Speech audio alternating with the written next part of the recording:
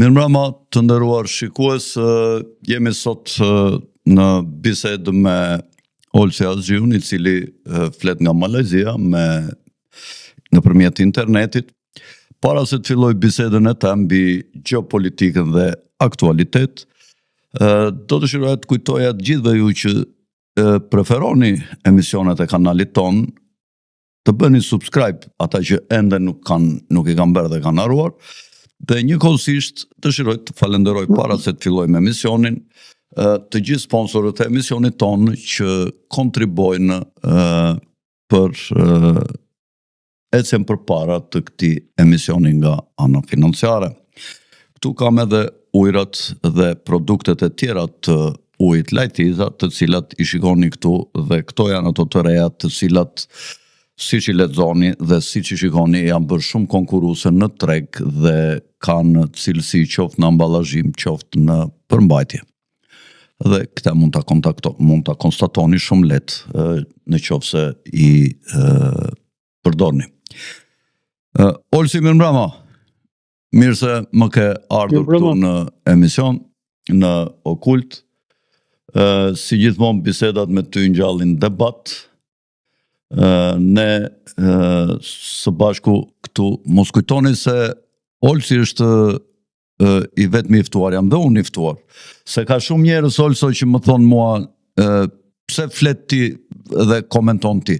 Ja u kam shpjeguar që unë nuk jam vetëm moderator, që për këtë shkak më jepet e drejta të kem ndoshta edhe ndonjë çik kohë më të tepërt me pyetjet e mia, se asnjëherë pyetje të këqija nuk ka dhe I bëj gjatë emisionit për të nxjerrë më të mirën e bashkëbiseduesit, por unë njëkohësisht jam edhe I ftuar në emisionin podcast, se ka shumë njerëz që ende nuk e kuptojnë këtë, që për të mos mbajtur kamera më shumë në këto kushtet që kemi ne të podcasteve modeste, për të mos mbajtur dhe të ftuar me rogë, me kamera, e bëjmë shumë të thjeshtë ku unë bëj edhe pyetjet, jam edhe bashkëbisedues në tryezë. Dhe ka dhe njerëz të tjerë që ndonjëherë në mungesë të argumentave edhe ofendojnë nga këta Facebooksat e nga këta me pseudonime që janë njerëz ordiner dhe që nuk kanë vend në fakt në podcastin ton, sepse në I burë që të më ketë sharë mua në sy nuk ka, se kam bërë vetëm, po edhe nuk mund të më shajt do të kollaj mua njeri në sy. Këta me pseudonime janë për mua Fundërina dhe Sherepar dhe fundit që e them këtë argument. Olsi, desha të bisedoja pak për këtë temën e nxehtë të vizitës Edi Ramës në Izrael, për mbajtjen e tij të njëanshme dhe ato diskutimet në emër të popullit shqiptar, a thua se ai bëri ndonjë referendum dhe I mori mendimin popullit, shumicës së popullit shqiptar, se çfarë mendojnë në lidhje me situatën në lindjen e mesme. Sigurisht, Olsi, unë mendoj që pozicioni ynë me pozicionin e një pushtetari, do me pozicioni ynë që mund të diskutojmë mbi kredot morale të veprimeve dhe pozicioni I një shtetari ndryshojnë katërcipërisht, sepse politikat që bën një shtetar ndikojnë direkt në të ardhmen dhe në jetën ekonomike dhe në fushën e sigurisë të popullit, dhe një politikan në veprimet e tij është më pragmatist dhe ai ndikohet më pak nga kriteret morale në deklaratat dhe në anësinë e vet. Kjo duhet thënë, kështu ka qenë gjithmonë në politikë, dhe këto I thot më së miri Machiavelli, ke princit të cilat edhe ata që nuk e përkrajnë këtë libër, të gjithë ata që kanë qenë anti-machiavellist kur kanë qenë të rinj, që nga Frederiku I Madhi, Prusisë, Napoleoni, të tjerë figura të rëndësishme, e kanë mbajtur Machiavellin në një astek kur kanë marrë pushtet dhe I kanë zbatuar parimet e tij, qoftë në mënyrë intuitive, qoftë duke I mësuar. Pra kriteret morale që ne diskutojmë janë shpeshherë si dy dreza të kitha me kriteret pragmatiste që ndjek një politikan. Por unë mendoj që kur ka përzim të vijave të kuqe të kritereve morale, një shtetar nuk ka mundësi, vetëm dy mundësi për të zgjedhur, pra ose plusin ose minusin. Ka mundësi dhe asnjanësin. Me asnjanësi ai ju flet të dyja palve.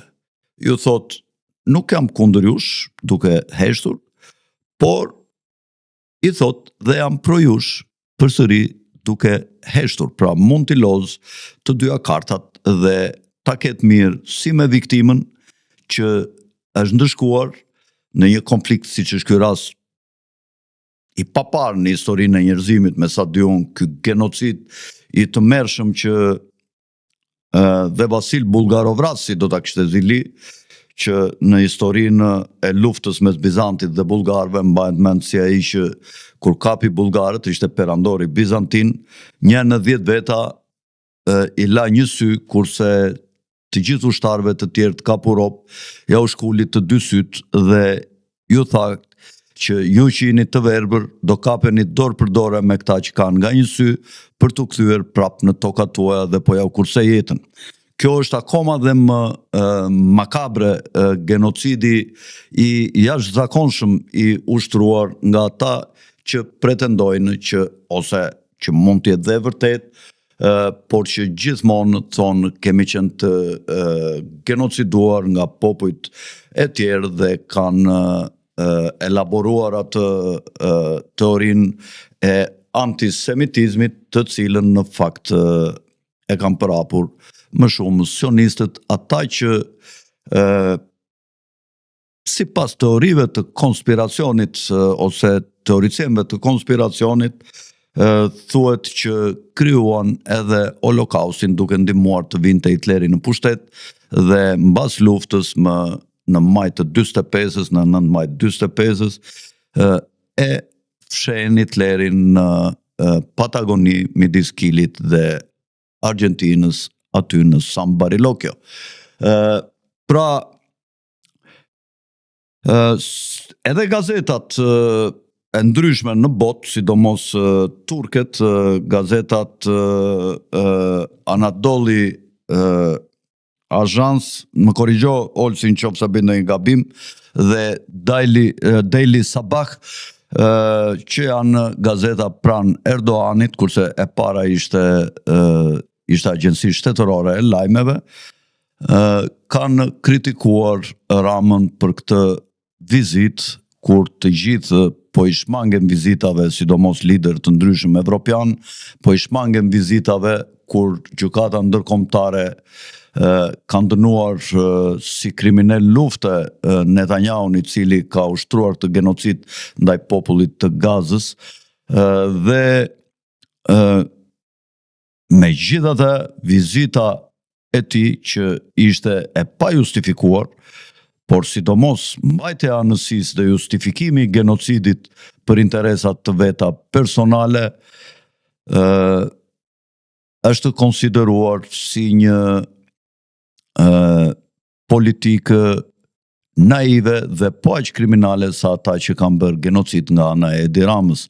Edhe nga këto dy shkrimet të gazetave të medjave pranë Erdoganit në Turqi është konsideruar si e tillë. Edhe në opinionin vendas, kjo vizitë nuk pranohet që Rama të ketë folur në emër të shqiptarëve, dhe shumë analistë e kanë konsideruar ashtu siç e thash edhe unë, që është bërë për llogari personale të dy njerëzve të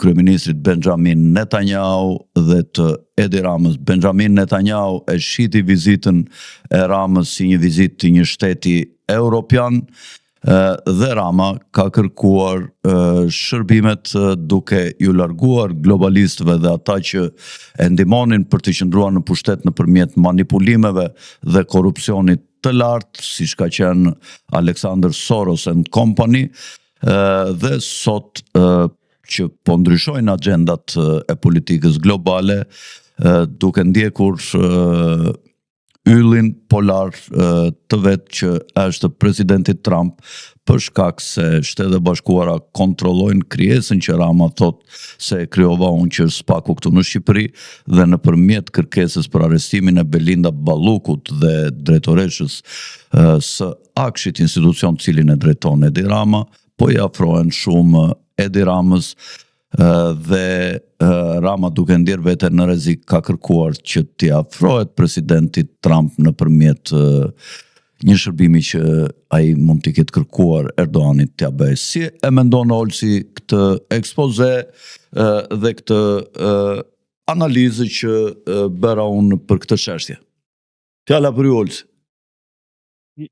Jam pak a shumë dakord me konkluzionet që ju dhat dhe rezumen që ju dhat. Vizita e kryeministrit Edi Rama që ndodhi në Izrael ishte me demek me ftesë për të marrë pjesë në konferencën ndërkombëtare për luftën kundër antisemitizmit. Për Holokaust. Por me këtë vizitë jo, ishte kundër antisemitizmit, ky ishte titulli i konferencës. Dhe kuptohet që kur Rama shkoi aty e quan që të vizitoj Yad Vashemin, që është muzeumi i Holokaustit, dhe në orën 4 PM me Tel Avivin e quan që të vizitonte edhe Knesetin izraelit. Dhe ashtu sikur edhe Rama me mburrje ju mburr Sali Berishës dhe opozitës në Shqipëri, i tha këtyre provincialëve që drejtojnë opozitën në Shqipëri që unë jam njeriu më i rëndësishëm për Izraelin pas Donald Trumpit, se ata mua po më ftojnë që të mbaj fjalim në Kneset. Tani, kjo që tha Rama ka një të vërtet brenda. Dhe e vërteta është që prej fjalimit që mbajti Donald Trumpi, fjalimi i Ramës dhe ftesa e tij në Kneset nuk është diçka do si do.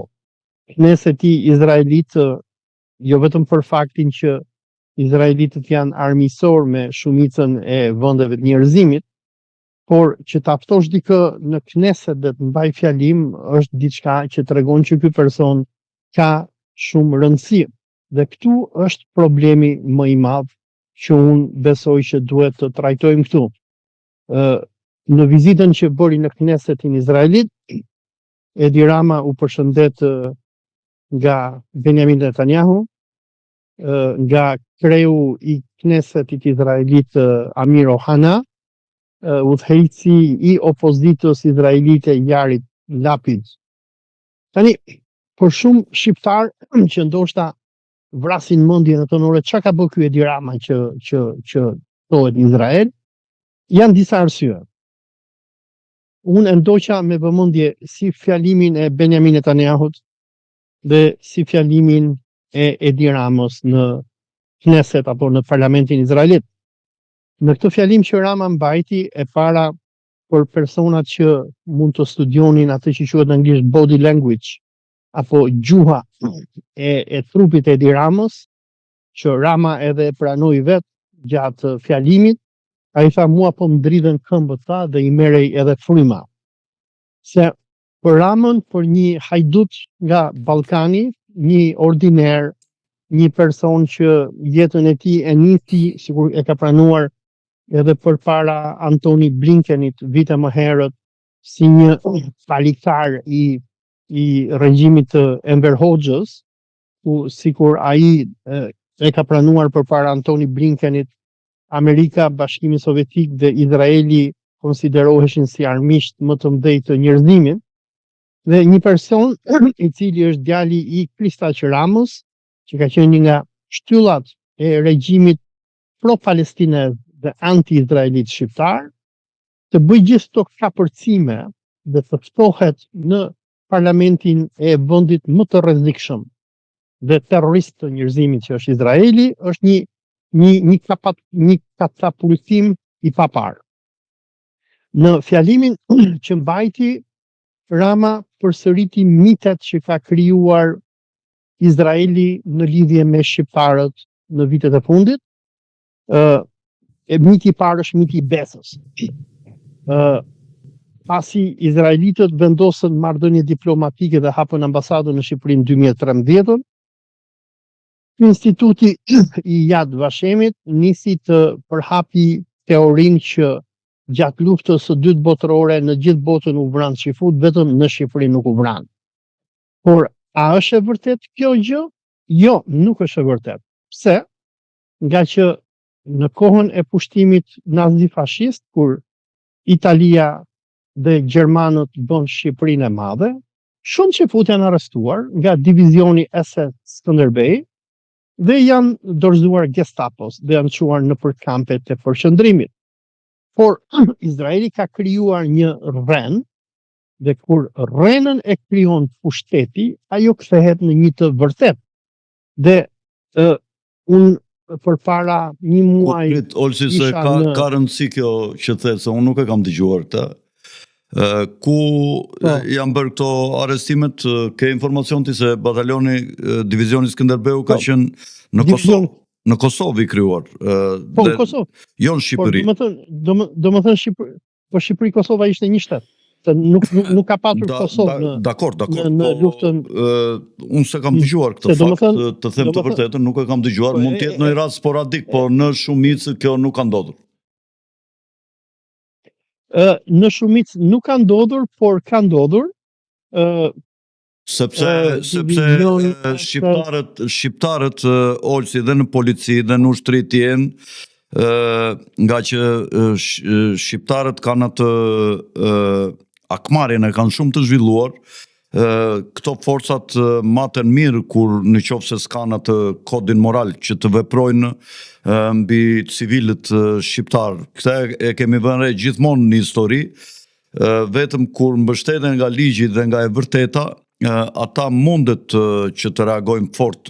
Prandaj kjo është dhe arsyeja pse në Shqipëri krimi organizuar për shembull mund të dihen kush janë dhe policia dhe sot dhe në të kaluarën dhe xhandarmeria në kohën e Zogut e kanë pasur më të vështirë pak se sa në vendet e tjera të mëdha që të veprojnë dhe t'i vinje dikujt t'i merr një familje ose një person të cilët i kishin mirë pritur dhe ju kishin dhënë besim që do t'i shpëtonin, valla unë e quaj që shqiptarët nuk të falin dhe hynjen në gjak me ta në qoftë se e bënte dikush. Megjithatë, unë nuk kam dëgjuar në një rast që të ketë ndodhur kjo.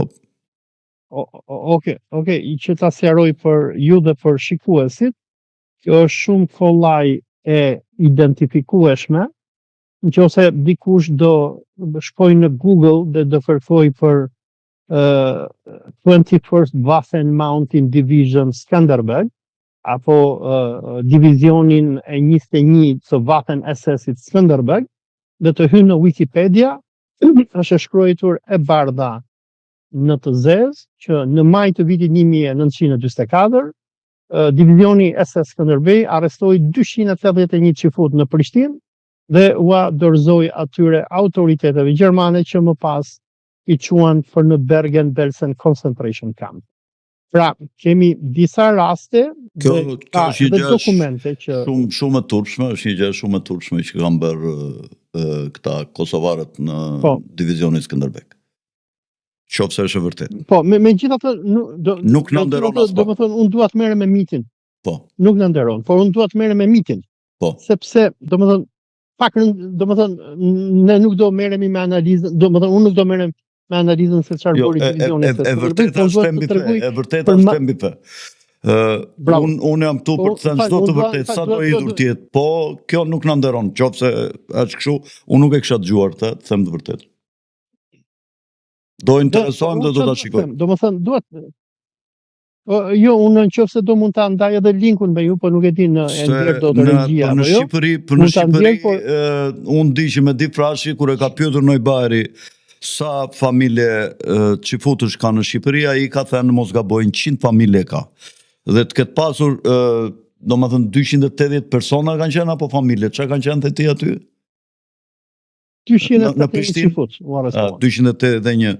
Çka kanë qenë këta? Burra, familjar, kanë qenë, çka kanë qenë? Nuk e nuk e di domethënë, Nuk e po thot. shumica kanë qenë komunistë apo njerëz të dyshuar etj etj. Megjithatë, çfarë dua të them? Dua të them këtë gjë që unë dua të është një numër shumë i domethënë jam madh vetëm këtu në që Prishtinë. dhe dua të dekonstruktoj mitin që ka ndërtuar Izraeli, se këtu është shqetësimi im, domethënë unë nuk jam këtu për të analizuar pse u arrestuan, kush u arrestuai etj etj. Po dua të dekonstruktoj mitin që po bën Izraeli, se domethënë unë këtu Po dua pse ata e krijojnë këtë mit ol si me një popull të vogël që s'kan shumë interes dhe nuk e ndërtojnë për shembull me Francën ose me ku e diun me një shtet tjetër. Një mit të këtill. Okej, ja. Një moment, se këtu do dal. E para. Ajo që tha Rama në Knesset, se Ramën e ftuan në konferencën kundër antisemitizmit, edhe ftuan në Knesset dhe unë i kam ndjekur të dyja fjalimet e tij live.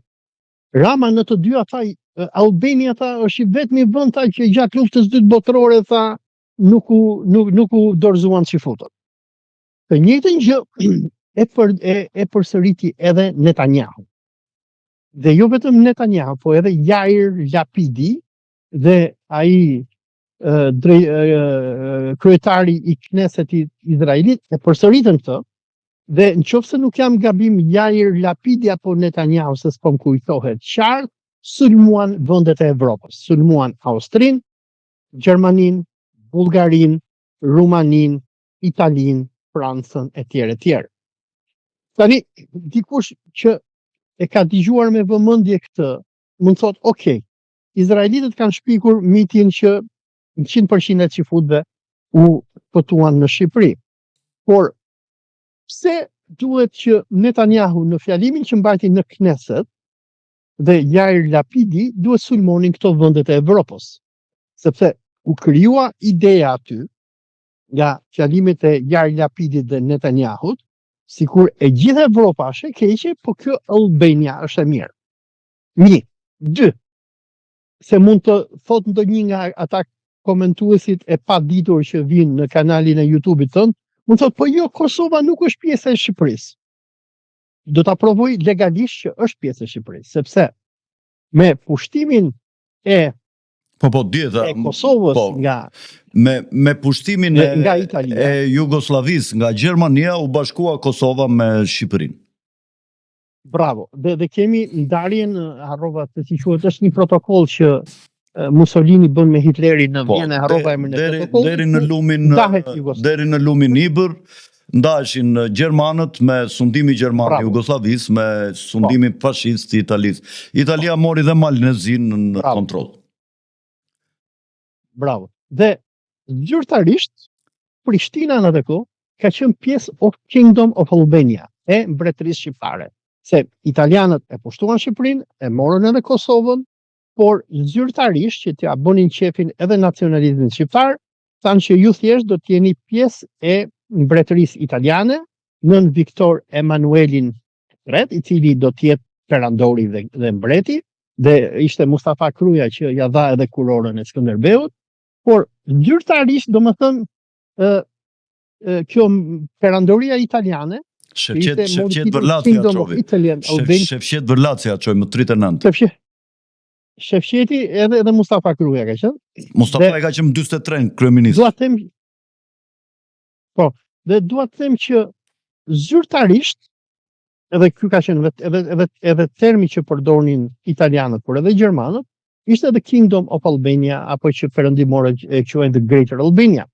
Por Prishtina ishte pjesë integrale e Albania, nuk ishte pjesë e Kosovës, por ishte e Shqipërisë. Po, është vërtet. Pra, numër 1, domethënë miti që ka ndërtuar Izraeli nga vitet nuk e kam të saktë, nuk e gjej do vitin e saktë, por kanë filluar pas vitit 2000, janë prodhuar gjithë ato libra, thuhen 100% e çifutëve u shpëtuan në Shqipëri, edhe këta na donin neve se ishin myslimanë etj, është mit. Pra, tani sapo ja vërtetova shikuesve të tu, por edhe punëtorëve të ambasadës izraelite dhe zyrës kryeministrit që ndoshta do ta shohin dhe do ta analizojnë këtë bisedë, që numër 1 është mit dhe është gënjeshtër se ka patur shqiptar dhe ka qenë divizioni e Skënderbek, që ka qenë ushtri e mbretërisë së Shqipërisë, të cilët kanë arrestuar Qifut dhe i kanë çuar në përkampe përqendrimi. 2. Dorsa Edi Rama me instatin në Shqipëri, përveç shumë krimeve që ka bërë, vjedhjeve, grabitjeve, arrestimeve, burgosjeve, ka bërë edhe një krim shumë të madh me censusin që u bë, në cilin vit u bë censusi i fundit, ndihmo pak, 2023-shin apo nuk e mbaj mend që bëri një census. Një çik më shpejt, para Covidit më duket 2019-ën mos gaboj. Ndoshta 2019-ën Rama bëri një akrobaci tjetër. U bë censusi dhe ato të dhënat e censusit nuk janë botuar deri më sot, por janë botuar vetëm shifra, ku Shqipëria ka një vend me 70% musliman, apo në 69% nëse s'jam gabim, në ai censusi i Pollos i nxori shqiptarët 59% musliman, pa Bektashit, se i ndajnë Bektashit me sunitët që t'i zvoglojnë sa më shumë muslimanët.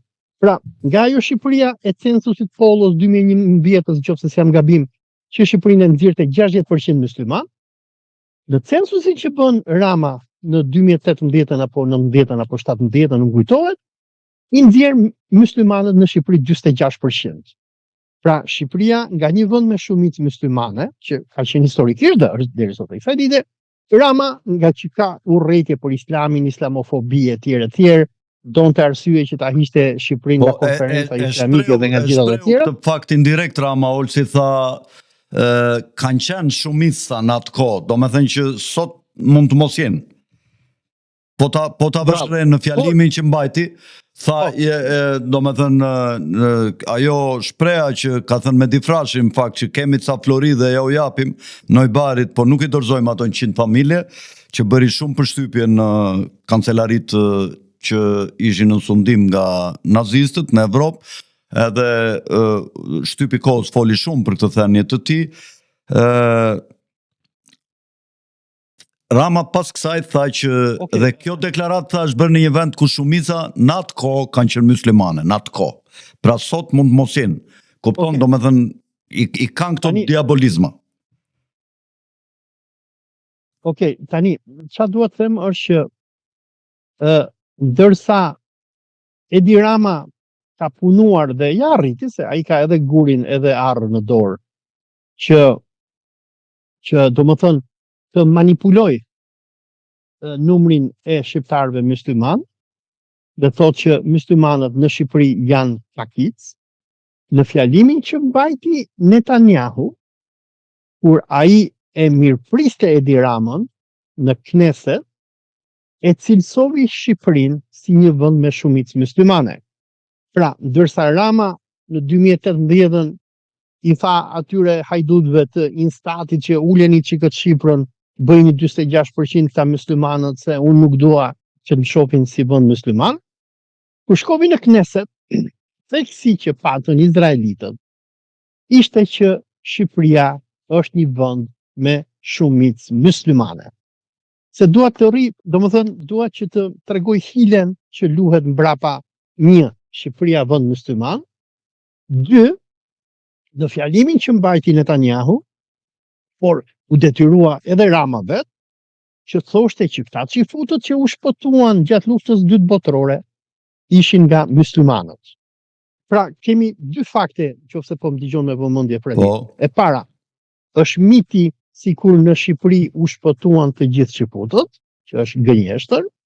E dyta, këtë mit e riforcon Netanyahu kur e fton Edi Ramën në Kneset, edhe thot edhe ai, edhe Yair Lapidi, edhe ai zëdhënësi i Knesetit, thonë që Shqipëria muslimane neve na do dhe na shpëtoi.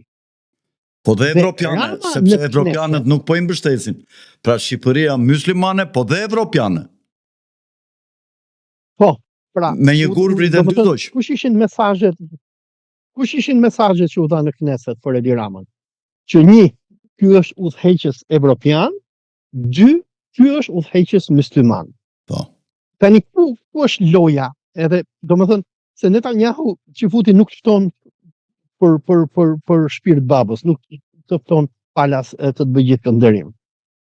Se Netanyahu e ftoi Edi Ramën në Knesetin izraelit dhe nuk ftoi Fjala bie Alijevin e Azerbajxhanit. Sepse një, Shqipëria është vend në Evropë, dy, Shqipëria është vend me shumicë muslimane. Dhe mesazhi që u dha nga ftesa e Ramës në Kneset është që e para është një vend evropian që neve na do shumë. Spanja, Italia, Franca, Gjermania, Austria, Çekia, Hungaria, ku ne që futët nuk na duan më dhe na boshtyn të gjithë. Polonia, Bielorusia, gjithë Evropa më. vendet baltike, Ndërsa neve nuk na do Evropa. Bravo, ndërsa neve nuk na do Evropa, ja ku kemi përfaqësuesin e Evropës që na do. E para. E dyta, vënia e theksit tek domethënë ai Netanyahu mirë që nuk e shpalli Ayatollah Edi Ramën aty, duke e portretizuar Edi Ramën si një vend musliman, ishte mesazh për botën arabe.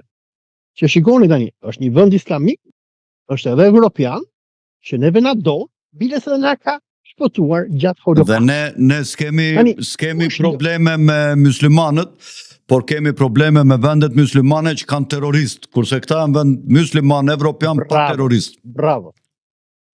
Bravo. Domethënë, miti i besët, biles unë isha sikur ta përmenda, në vjetor isha në Azerbajxhan, dhe aty u takova me një nga ekspertët e qendrës Besa, që është qendër e Mossadit izraelit, Begin Sadat Center. Edhe sa po i përmenda që jam nga Shqipëria, qefi madh atij që futit, ai nuk njifte mu i shkreti, fakiri. Edhe domethënë, Albania saved us etj. Është krijuar ky miti tani në Izrael, që neve nuk na do gjithë bota, arabët e muslimanët nuk na duan që nuk na duan, evropianët nuk na duan, por neve na do kjo Shqipëria. Dhe këta janë edhe evropian, por edhe janë musliman dhe janë të mirë me neve. Tani, se e ka bërë Izraeli këtë mitin e besës, që thash e nisën vitet 2000, por nuk kujtohet data e saktë kur e nisën. Ata e nisën fillimisht mitin e besës, dhe Edi Rama e përmendi aty në Knesetin izraelit, tha, ne i mbrojtën që futën, tha se jemi njerëz të besës, kupton ti? Edi Rama është njeriu më i pabesë që mund të ketë krijuar Allahu në mes shqiptarëve në shekullin e 20. Tregtar flamush është tregtar. Edi Rama hiqi si po Edi Rama tani i binte gjokë që thoshte neve ju shpëtuam juve nga që jemi njerëz besës. Edi Rama s'ka pat bes babën e vet që e ka degeneruar shkretin. Edi Rama ka degeneruar prindrit e vet dhe Edi Rama ka degeneruar shqiptarët, të cilët kanë pensione dhe paga më të ulta se Maqedonia, Malizi, dhe po e braktisin vendin, po ikin gjithmonë, dhe është e çuditshme, ai del dhe merr domethënë pamje të tilla si në një udhëheqës shumë i madh kur vendi vet është i mbytur nga korrupsioni, e ka kthyer në një shtet kriminal ku api i parë i ekzistencës së një shteti demokratik dhe pluralist janë zgjedhjet, ai ka vjedhur gjithmonë zgjedhjet me mbështetjen e globalistëve të cilëve tash po ju kthen kurrizin në këto strukturat e reja që po krijohen në rendin e ri botëror, sidomos mbas Davosit. Po Olsi, Olsi, unë desha të kujtoja dhe diçka tjetër. Të lutem më le ta mbaroj. Po e kemi përsëritur disa herë, mos bien përsëritje. Okej. Jo, po do të tregoj se çfarë po bëhet një lojë shumë e madhe, Fredo. Dhe kush është loja tani? E para, Izraeli e përdor Shqipërinë si karrem kundër tani, ndërsa deri dje e përdorte kundër botës arabo-islamike, edhe mershin këta dervishët tanë me mjekra e me çallma, edhe i vinin në muzeumin e Yad Vashemit, për të krijuar idenë që ka ca islamik që janë me mjekra e me çallma, po që vdesin për neve.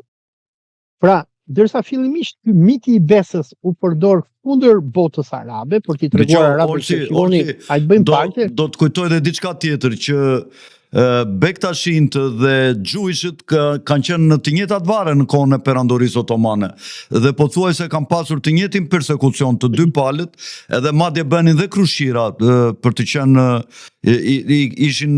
kishin preferenca për krushi, dhe kjo mund të jetë dhe një nga arsyet që sot këta tregojnë një lloj afërsie dhe po të shikosh janë tarikate dhe... Po, më le ta mbaroj të lutem. Po, mirë, mbaroj, dakor. fal ta mbaroj, lutem, ta mbaroj. Se nuk do të hyj kësaj temës Bektashive, unë nuk jam dakord me të. Se deri në kohën e 1826 Bektashit ishin më anti-çifutët, po. Nuk do të hyj fare te kjo punë. Po dakord. Duhet të rri këtu te Netanyahu, se po hapëm do na iki filli. Dhe, domethënë, ajo që Netanyahu bëri me Ramën duke e ftuar në Knesset ishte një mesazh botës islamike, që kemi një vend islamik edhe një udhëheqës islamik edhe që na do neve. 2, shpull Evropës. Sepse aty u sulmua Evropa duke i thënë Evropës, sepse Edi Rama kur u ftua aty në Knesset u përmend që Shqipëria është bërë pjesë edhe dhe Board of Peace, apo bordit paqes. Tani Evropa, të bordin e paqes që Trumpi ka ndërtuar, e ka ignoruar numër 1 dhe e dyta, Evropa e ka refuzuar, nga që për Evropën, kjo që bëri Trumpi me bordin e paqes, është vdekje e shtetit të Palestinës. Sepse shteti i Palestinës, sipas shumë rezolutave të OKB-s e tjerë, është njohur që ekziston dhe duhet krijohet në kufijtë e vitit 1967. Tani, çfarë synon me bordin e paqes që të bëj Trumpi dhe Izraeli, është që këta do ta dëbojnë popullatën e Gazës, dhe Gaza do të kthehet në një resort të familjes Trump, Jared Kushnerit dhe për oligarkët që fut. Dhe me ky bordi i paqes nuk ka thënë që do të bëhen, po aty ata do jenë punëtorë të thjeshtë dhe do jenë në kontroll të, po. Punëtor me moditje. Po. Domethënë do bëhen punëtor në tokat aty që i kanë patur dën papadën. Toka do t'i vidhet, do bëhen resorte dhe ata do t'i mbajnë si indian. Do i thonë, po doni, rrini punoni, pastroni resortet e Donald Trumpit edhe Jared Kushnerit edhe Netanyahu, po nuk deshët, shikni të zhdukuni nga sytë këmbët. Dhe një nga arsyet pse Rama u promovua kaq shumë ishte se edhe Rama e përmendi që ne po bëhemi pjesë të Board of Peace. Dhe në këtë mënyrë Izraeli e përdori Ramën Netanyahu për të goditur Evropën, për t'i thënë Evropës që okay, juve nuk na doni ne, juve nuk po bëheni pjesë of Board of Peace. Ja ku i kemi këtë kryeministrin evropian që po përfaqëson antisemitizmin dhe të bëhet. Dhe domethënë ne nuk kemi nevojë për Spanjën e për Francën e për Belgjikën e për Hollandën, ja ku kemi Albaninë. Olsi gjatë vizitave një gjë tjetër. Po. Mirë, mbaroj Olsi, mbaroj. Një gjë tjetër që Rama përmendi si në Knesset, si në konferencën kundër antisemitizmit, përveç faktit që Rama mburre që thoshte ne i shpëtuam të gjithë çifutët e tjerë dhe i thoshte ne i mirëpresim çifutët në Shqipëri, dhe në fjalimin e atij dëgjon Fredi? Po dëgjoj. Alo. Po dëgjoj. Mendova se më predinja. Dhe në fjalimin e tij Netanyahu e lavdroi Shqipërinë dhe i tha çifutëve shkoni në Shqipëri sepse është vend i mirë, dhe tha është ngritur numri i turistëve që shkojnë për në Izrael në 800% dhe i bëri thirrje të hapur çifutëve që shkonin sa më shumë në Shqipëri. Në fjalimet e tij që mbajti edhe në Knesset edhe në këtë konferencë, Rama përmendi edhe faktin tjetër që tha Islami, tha, është fe që i do çifutët, tha, dhe ne tha në Shqipëri, tha, kemi strehuar opozitën iraniane e cila lufton kundër Khomeinizmit dhe ekstremizmit iranian. Në të dyja fjalimet, si në Knesset, si në konferencën e antisemitizmit, Rama përmendi që Shqipëria është një vend që është në luftë me Iranin, që është sulmuar nga Irani dhe që Shqipëria strehon opozitën iraniane që do rrëzojë regjimin iranian. Dhe kur Rama i përmendi këtë në Knesset, të gjithë deputetët izraelit shikonin njëri tjetrin në sy, dhe kur Rama e përmendi këtë, e dortrokitën të gjithë në mas, ndërsa Netanyahu që qëndronte përballë Ramës, shikonte ata kolegët e tij në sy dhe sikur i thoshte e shikoni se çfarë mercenari kam sjellur këtu. Domethënë, në fjalimin që mbajti në Knesset, Rama i tregoi Izraelit: 1, Shqipëria është e juaja; 2, ne ju kemi shpëtuar dhe ju duam shumë; 3, përmendi atë që ti përmende që ne japim Floririn, por nuk japim çifutët; 4, u përmend që në Shqipëri po vinë shumë çifut, dhe Netanyahu i apeloi gjithë izraelitëve shkonin në Shqipëri. E 5 që duhet ta përmend për miqtë tanë, që e përmend edhe tek ai emisioni që pata me Shpend Gashin dhe të tjerët, është që në nëntor 2024 Rama ka bërë një thirrje e cila në historinë e njerëzimit, ndoshta kur ne të plakemi apo ndoshta mos jemi më në këtë dynjë, do të krahasohet me deklaratën e Balfurit. Në nëntor të 2024 Edi Rama shkovi në OKB, u ftua nga lobi çifut në Amerikë, dhe në OKB tha: unë i bëj thirrje çifutëve, ky ishte kulmi i luftës me Boshtin e Rizit, i bëj thirrje çifutëve që të vinë dhe të vendosen në Shqipëri dhe ta kthejnë Shqipërinë në vendin e tyre. Domethënë, sikur ju përmendet Anadolu Agency, se ata më citojnë mua dhe unë përmend aty që Rama ka bërë thirrje për kolonizim të Shqipërisë. E ka bërë në nëntor 2024. Po, në Shqipëri njerëzit hajnë parë. Në Shqipëri domethënë duhet ishte bërë nami. Domethënë sigurisht bëja një thirrje ti thoja iranianëve: o iranian, hajde vendosuni në Shqipëri, mu nesër do më varin me trekëndsh në trekëndsh përpara sheshit Skënderbej. Rama ka bërë thirrje në nëntor të 2024. Kush do le ta vërtetoj, e ke edhe në dokumentet e OKB-s, është shkruar e bardhë në të zezë. Po ai bëri thirrje zyrtare izraelitëve që të vendosen në Shqipëri. Rama ju bën thirrje edhe arabëve ju bën, nuk e ka problem fare për atë punë. Dhe në Emiratet e Bashkuara Arabe dhe në Arabi Saudite. Arabët shkojnë edhe vinë. Arabët të vinë sot ja gris letrat netër i fut shkelmin. Po çifuti kur të vjen nuk të del më. Dhe neve është problem. Kudo që kanë qenë ata në histori, ka pasur probleme. Ata vërtet e zhvillojnë ekonominë e një vendi, por e marrin të gjithë për vete. Vetëm këtë gjë për ti. Të lutem, është viti, kjo është deja vu e vitit 1919, kur britanikët morën zyrtarisht mandatin e Palestinës. Në mandatin e Palestinës, që jetonin arab, mund kishte një 500 çifut ndoshta në Jeruzalem, britanikët filluan të sillnin çifut, erdhën si emigrantë ata, erdhën blinin shtëpira, blinin toka, edhe erdhën nga Bielorusia, nga Ukraina, nga Rusia, nga Polonia. Dhe arabët në fillim nuk e kuptuan se çfarë po bënin këta. Dhe ta thonin: mos janë të mirë këta çifutët që janë punëtor, se këta vinin, ishin inxhinier, ishin teknik, filluan të ndërtojnë kibuce. Dhe arabët thonin: s'ka ne gjë të keqe. Dhe arabët kur kanë ardhur çifutët në Palestinë, i pritën me krah hapur.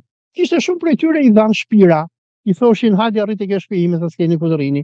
Ua shitën tokat e tyre, thanë: hajde t'ua japim se këta bëjnë kooperativa dhe janë punëtor të mirë. Derisa erdhi viti 2029, në fakt 1929, kur arabët çerpan që këta çifutët që erdhën urtë but fillimisht, erdhën si emigrantë, si fakira e tjerë, filluan që po u arrëmbenin tokat arabëve, kishin krijuar edhe milicit e tyre, Irgunin edhe Lehin, dhe filluan dhe i vrisnin arabët dhe u grabesnin tokat. Dhe atëre ka qenë një hoxh me origjinë sirian, Izzedin Al-Qassam, i cili i organizoi palestinezët. Është dhe një film tash i Leonardo DiCaprio, që tregon për 2 çifut që shkuan në ca zona indiane ku kishte naftë në Amerikë, lidhen krushim me ta dhe pastaj paguanin dhe me vrasës i vran pothuajse të gjithë ata krerët e fisit indian, derisa këta indianët mblodhen lek, paguan në qeveri dhe thanë: na i gjeni kush na i vret njerëzit. Dhe u zbulua nga qeveria për shkak se u dhan lek, u zbulua që ishin këta 2 çifutët që kishin organizuar vrasjen e të gjithë banorëve për t'u marrë naftën, tokat e naftës. Me qënë se ma përmënde këtë filmin e DiCaprios, e ke para po jo? Përmënd për shikuesit tanë, jo, këtë nuk e kam parë, tash është filmi para 3 javësh, Okej, përpara 3 javësh ka patur protesta masive në Argjentinë. Sepse ti e di pak a shumë që kur u themelua lëvizja zioniste, ata kishin ju dhanë, domethënë Theodor Herzl kur shkruan librin Der Judenstaat, thotë që neve Izraelin kemi 2 opsione, ose ta krijojmë në Argjentinë ose ta krijojmë në Palestinë. Por lobi pro Argentinas ishte më i dobët dhe lobi zionist që donte shkonte në Palestinë triumfoi dhe me mbështetjen e britanikëve, se edhe britanikët kishin interes që të kontrollonin kanalin e Suezit, i vendosën Palestinë. Dhe çka ka ndodhur në Argjentinë përpara 3 javësh, shikuesit e emisionit mund futen në Twitter, në X dhe të kërkojnë, ka patur protesta masive në Argjentinë, në rajonin e Patagonias, sepse aty donin izraelitët bënin Izraelin, turistë izraelit. Aty ka jetuar Hitleri mbas vdekjes. Kanë djegur ty. Bravo. Sepse është një nga vendet më të mrekullueshme të botës dhe Izraeli po do që ta rikolonizojë atë. Ka nisur djegje masive të pyjeve të Patagonias me qëllim që të dëbohen banorët vendas dhe që ta marrë Izrael.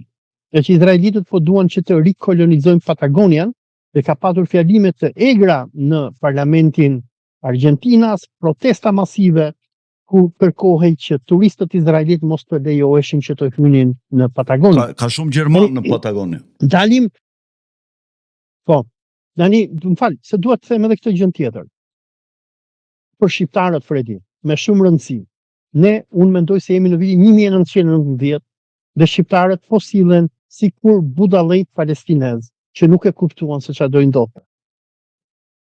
Ne e dim shumë mirë që një nga planet e zionizmit ndërkombëtar ka qenë që nëse projekti i tyre në Palestinë nuk do heste, një nga projektet ishte që Izraelin ta tonin në Shqipëri. Këtë e dim. Myzëqen.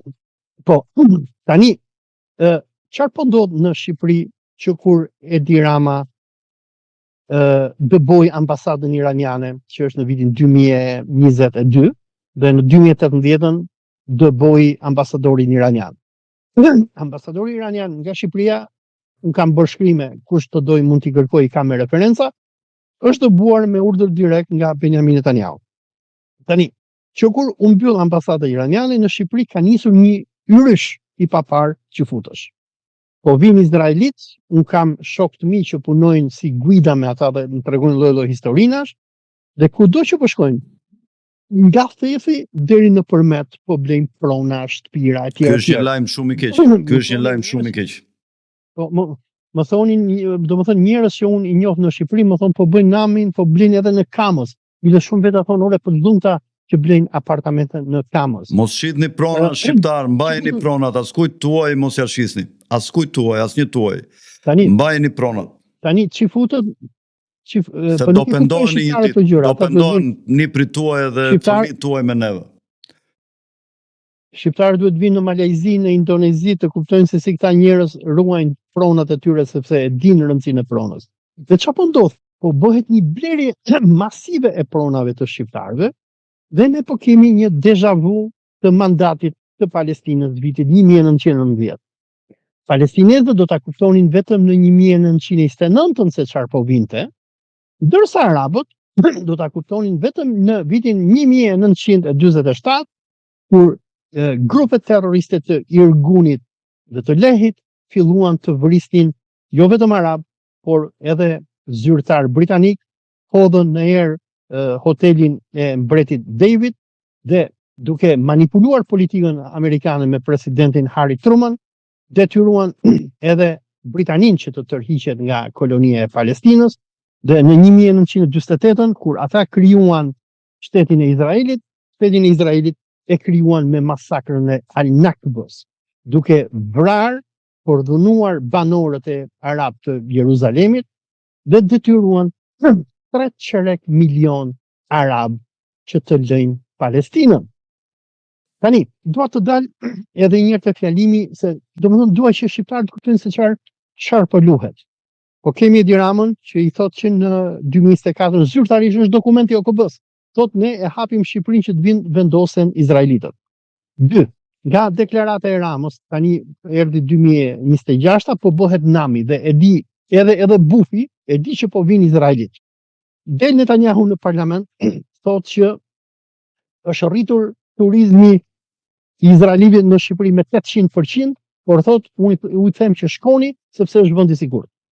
E katërta, merret Rama dhe pritet në Knesset në Knesset sikur të jetë Donald Trumpi, dhe Rama në fjalimin e tij thotë që neve jemi të gatshëm të bëjmë çfarëdo lloj gjëje për Izraelin dhe ne jemi në luftë me Iranin për juve dhe strehojmë ta mujahidinët terroristët iranian që bëjnë luftë kundër Iranit. Pra Rama pak a shumë e shpalli Shqipërinë sikur të jetë koloni izraelite dhe sikur ky shefi i kësaj kolonisë i ka shpallur luftë botërore Iranit dhe atyre që luftojnë për çlirimin e Palestinës. Në të njëjtën kohë, ky thotë neve u kemi dashur që në kohën e Hitlerit, edhe sot e kësaj dite ju duam, jemi me ju në bordin e paqes, ju mbështetim 100% dhe Shqipëria është e juaja. Olsi, kjo është përmbledhja.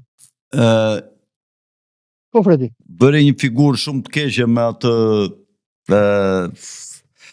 emocionet, me atë përullësinë, me atë nënshtrimin përballë Knesetit, me atë fjalimin, gjithë emocionet si ndonjë vajzë e virgjër para dashnorit të parë, dhe ishte shumë e turpshme që një përfaqësues i një vendi kaq të vjetër si puna jon të shkojë dhe të poshtërojë Shqipërinë me atë jargavitjen atje, me të gjitha të sjelljen atje. Unë kam parasysh se ne kemi jetuar në një pellë këtu rreth Mesdheut, edhe populli shqiptar edhe popujt e vjetër që kanë qenë në territoret tona. Aleksandri i Madh i ka nënshtruar ata me një kollaj shumë të madh. Ju ka marrë para se të fillonte luftrat punike të Romës në vitet 200 para Krishtit. Aleksandri i ka marrë 330 sa vjet para Krishtit, i ka pushtuar jo vetëm këta që sllogariteshin, por ka pushtuar edhe perandorit fuqishme të asaj kohe, siç kanë qenë parthët ose persët, siç kanë qenë asirianët, edhe më tutje më në lindje, po flas për këtë territor. Në vitin 227 Aleksandri lajnë për qeverisjen e këtyre zonave la Seleucisin, generalin e vet, dinastia e cilit i ka qeverisur dhe në vitet 141 me lehtësi shumë të madhe të gjithë gjujshët e asaj kohe, sepse qysh nga viti 1300, pra kishte rreth 1000 vjet që ebrejt ishin bërë monoteist ose gjujsh me fenë e Mojsiut.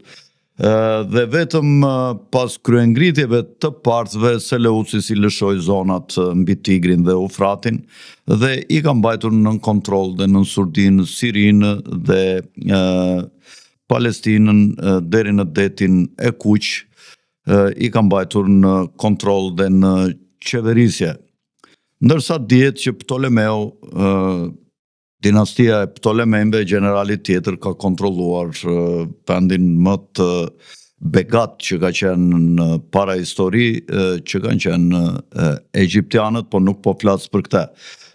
Tashi një vend si që kanë nxjerrë kolos të mëdhenj të tillë si Aleksandri i Madh, para të cilit janë nështruar gjithë ata popujt atje dhe janë mundur me shumë lehtësi të vej përfaqësuesi i sotëm edhe të jargavitet e të nënshtrohet ashtu thjesht për shkak të aferave korruptive dhe që kërkon tash të sigurojë të ardhmen e jetës së vet, të financave të veta, të pasurive të veta që ka krijuar me korrupsion, domethënë është një poshtërim i madh që ju bëhet shqiptarve. Shiko, një kryeministër Olsi që shkon për vizitë, ku shkon zakonisht në një vend për të bërë marrëveshjet ekonomike dhe ai merr me vete biznesmen, merr drejtues të akademive ose të institucioneve të ndryshme, ministra, i merr me vete për të nënshkruar marrëveshje win-win dhe kjo është një gjë e mirë. Unë nuk di çfarë prodhoi kjo me përjashtim të hapjes asaj dhomës tregtisë që u tha që është bërë dhe si mund të ri një kryeministër vetëm me familjen e vet 3 ditë në një vend. Do t'ja shikojmë tymin më vonë marrëveshjeve të fsheta që mund të ketë bërë Rama, i cili nuk e ka problem të falë asetet territoriale të kombit ton për interesat e veta private, siç veproi me familjen e Trumpit, me vajzën dhe me dhëndrin. Dhëndri i tij është një krokodil i madh që kërkon të shfrytëzojë popujt më të dobët dhe sidomos kur gjen lidera të tillë ku kanë mundësi si ta kapin nëpërmjet deep state-it që është SPAK-u. Diti Olsi, çfarë mund të jetë krijuar ndonjë marrëveshje, se mendoj që këta parashikojnë që gjatë luftës së Iranit të ketë një demoralizim dhe rënje të shpresës së popullit që jeton në Izrael, dhe ashtu siç ndodhi në luftën e parë me Iranin, unë mendoj që do të ketë prap tendenca për t'u larguar nga Izraeli të popullatave të shumta, dhe Netanyahu midis vendeve të tjera si Çiproja greke që pothuajse është blerë nga Çifut, të cilët mendojnë se janë më të sigurt aty se sa në Izrael derisa të zgjidhet situata e konfliktit me Iranin. Mendoj që ajo u dha si variant të dytë Çifutëve që mund të shkoni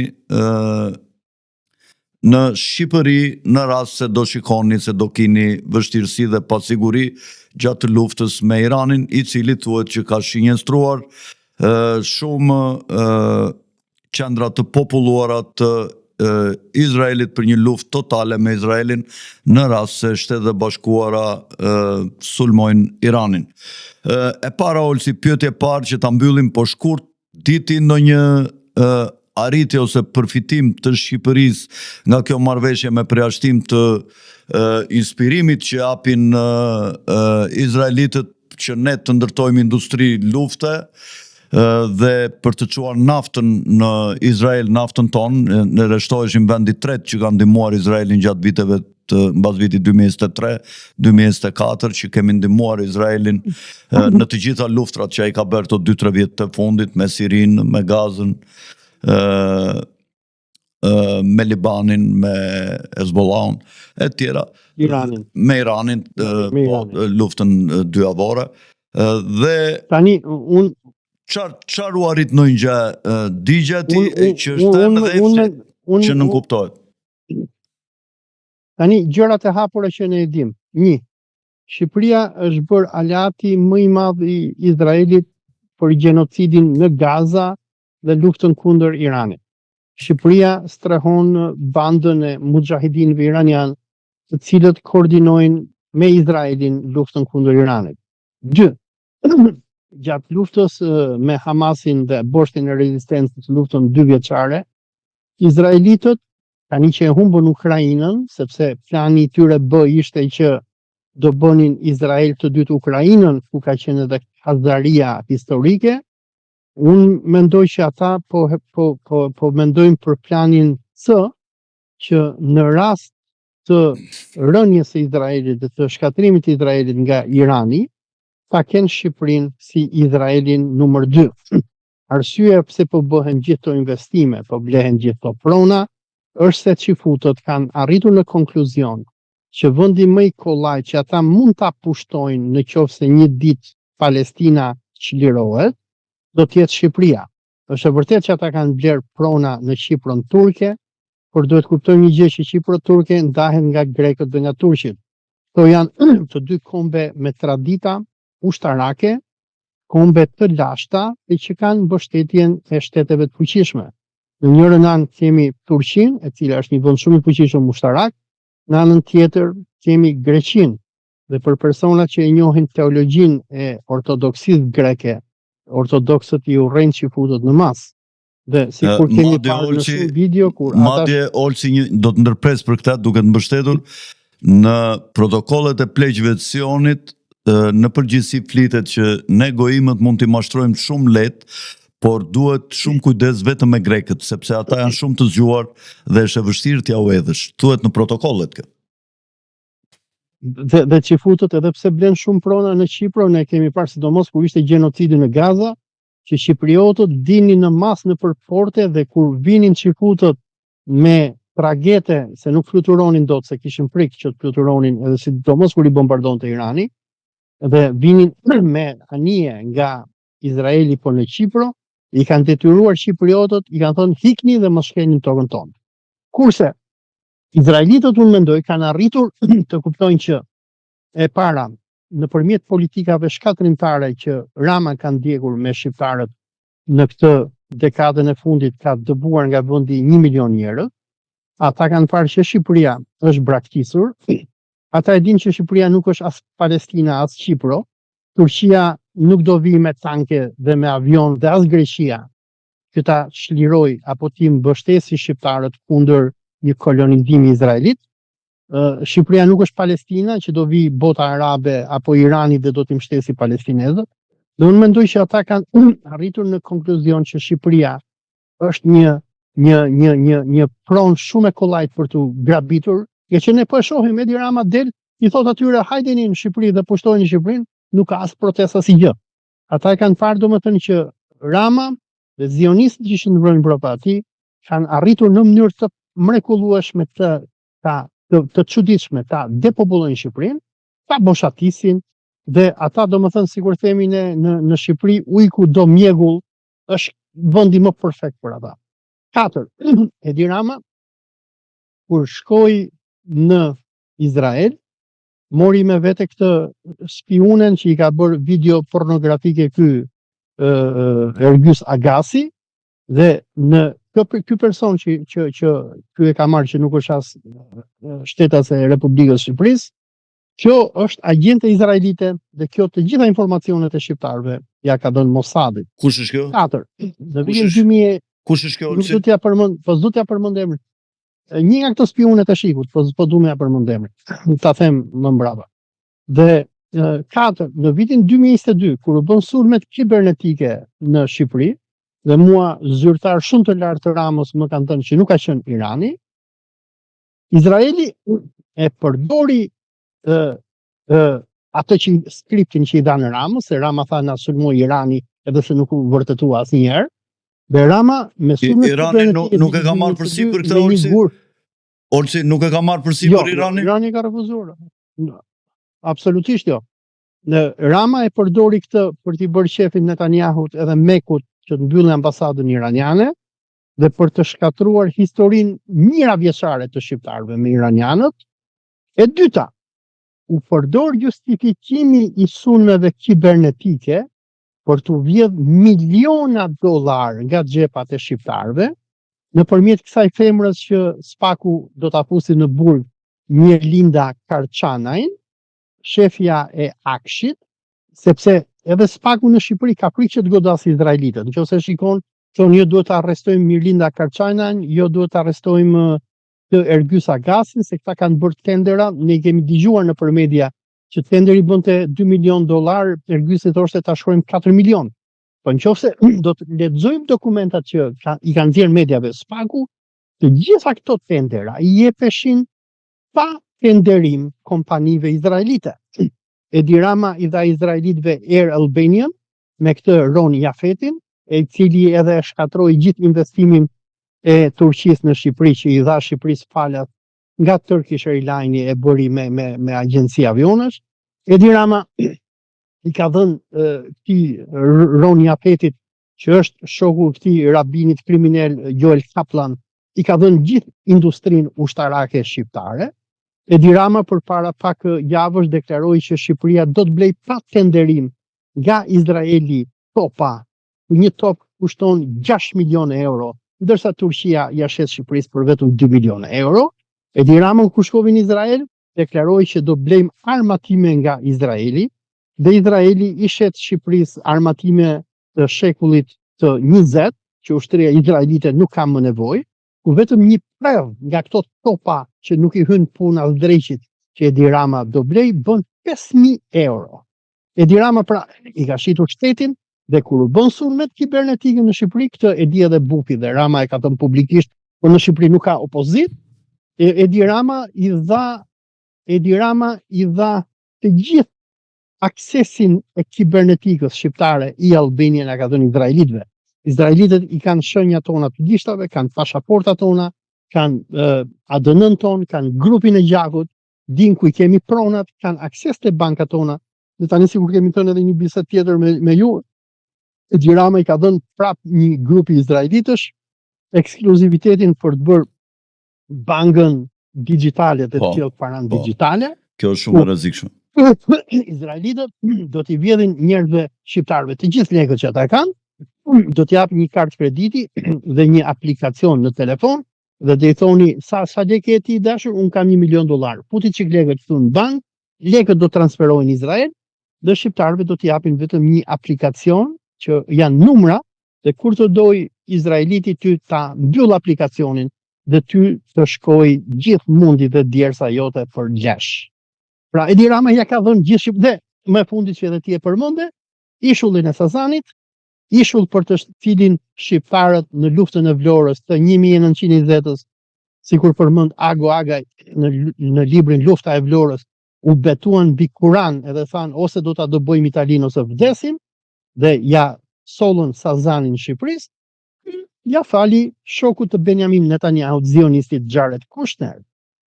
Pra, Edi Rama i ka dhënë gjithë Shqipërinë këtyre dhe pyetës tënde pse po e bën ai këtë gjë? Për arsyeën e vetme, sepse ai është Manuel Noriega i Shqipërisë.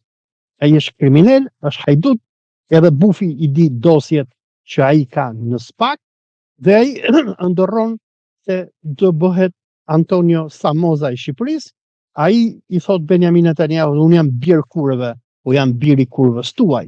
Dhe për personat që pan sjelljen jo verbale apo atë që quhet the body language, gjuha e fytyrës e Netanyahut, i sugjeroj gjithë shqiptarëve që ta shohin edhe një herë dhe me vëmendje fjalimin e Ramës në Knesset.